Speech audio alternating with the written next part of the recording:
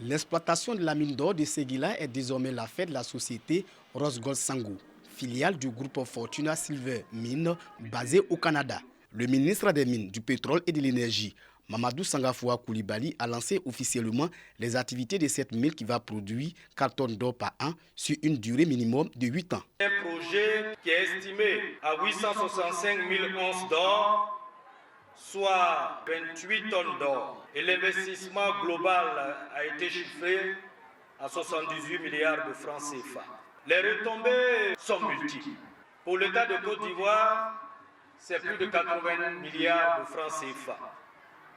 Et pour le CDLM que nous venons de mettre en place sur la durée de la mine, c'est à peu près 4 milliards de francs CFA qui seront mobilisés. Le ministre Bouaké Fofana a traduit la joie des populations de la région du Ourodougou pour les opportunités de développement et d'emploi qu'offre cette mine d'or. Cette mine permettra d'offrir du travail aux populations et sera, dans les mois à venir, d'une utilité quotidienne et essentielle pour chacun et l'objet d'une fierté bien légitime pour toute la région du Ourodougou.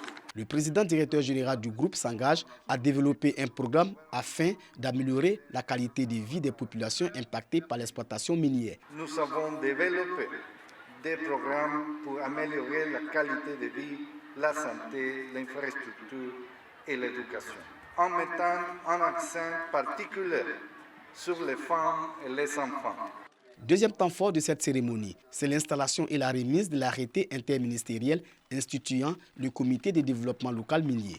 Pour les 3 premiers mois d'activité, le comité a reçu un chèque de 100 millions de francs CFA. La mise en valeur des bas-fonds, de sorte que les femmes puissent les exploiter et produire assez de vivriers. Il y a aussi des écoles, des centres de santé à construire.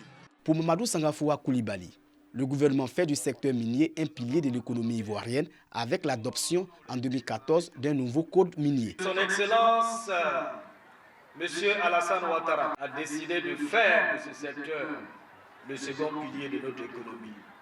Et le code minier adopté en 2014 a permis d'accroître l'attractivité de ce secteur. Et la production ne fait que croître d'année en année. La production nationale d'or a connu une hausse en 10 ans. De 12 tonnes en 2012, la production est passée à 48 tonnes en 2022.